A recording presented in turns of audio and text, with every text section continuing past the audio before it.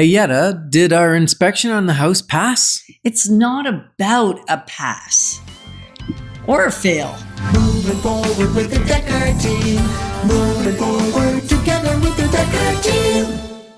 We are excited that we've been able to create for you free access to over 653 Life's Inside Track episodes where we share insider tips, making house home, all things real estate, and how to get the most out of your space in your home. And the great news is you get access to them from our YouTube channel. Like whether you're sitting at home or you're driving or you're at work, and you can also access the podcast at chri.ca. Here is the thing we're going to explore. What is a building inspection and what is a building inspection not? Good question.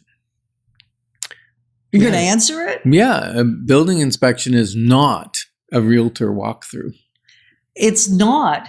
Although it's a valuable thing if you have an experienced realtor to do a walkthrough, that is not an actual inspection. But what I love is when an inspector comes in and they go, oh, there's a certain amount left on the shingles. Yep, I knew that. Ken told me. Or, oh, there's 3 cracks in the foundation. They're non-structural. Okay, perfect. Ken mentioned those. Because the realtor walkthrough can actually save you from spending money on an inspection for the things that are already known by the realtor. So I always give the good and the bad of a house when I'm showing it as much as I can see. I'm not an inspector. I don't open up the electrical panel or the furnace or go up in the attic or do any of those things. But I do look at a house with a fair bit of, what's the word?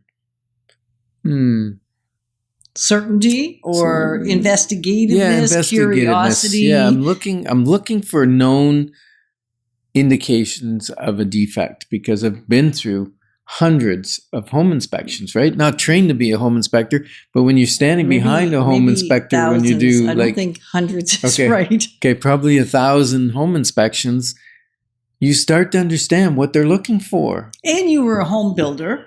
Yeah. So that gives you a sense too, though, of what I you're understand looking. Construction, yes. You understand construction. That's a big piece of it. And I find when I'm going through, I do the exact same thing. In fact, all our team members do, right? All our team members have a vast amount of hands-on experience with building and with renovations and with all of those housing. Owning a home. Well, yes, owning a home, of course, and owning an investment property. Also, though, actually renovating. Yeah. And so one of the things that I'm always looking for, it's one of the first, is there any evidence of moisture penetration? Because you can't always smell it.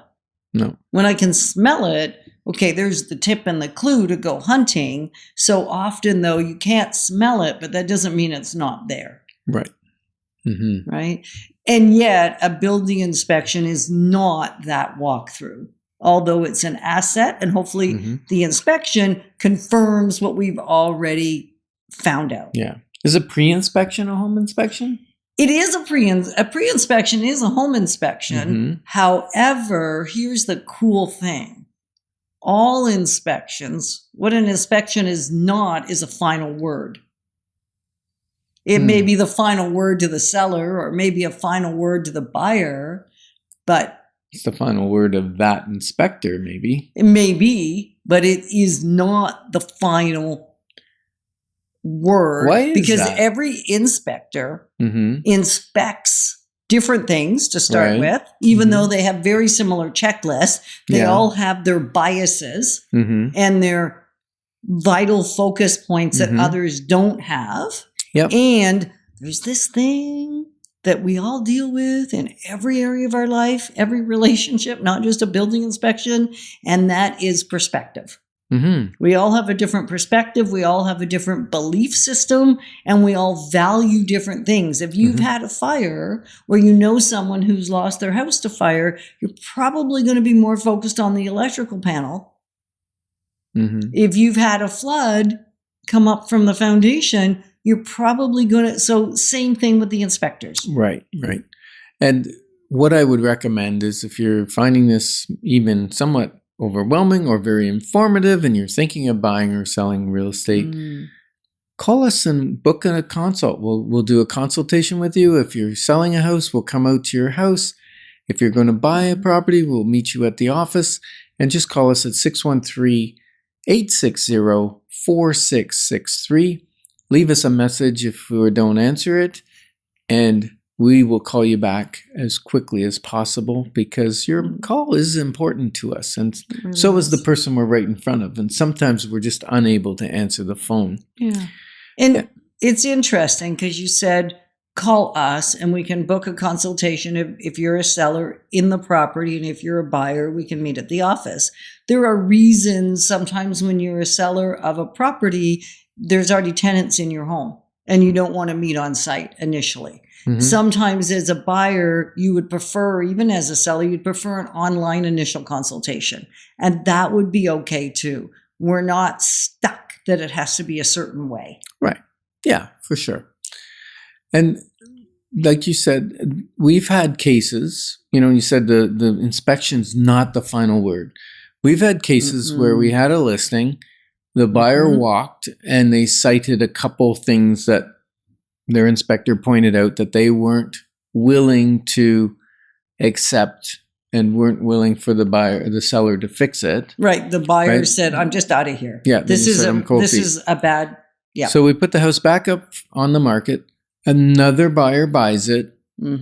Their home inspector, different inspector, comes through, finds a few different other things, but does not highlight what the first inspector had issues with. And they buy the house. So we can't always, rely that they're the definitive word, right? The last word is what you said? Yeah. It's not the final word. Right.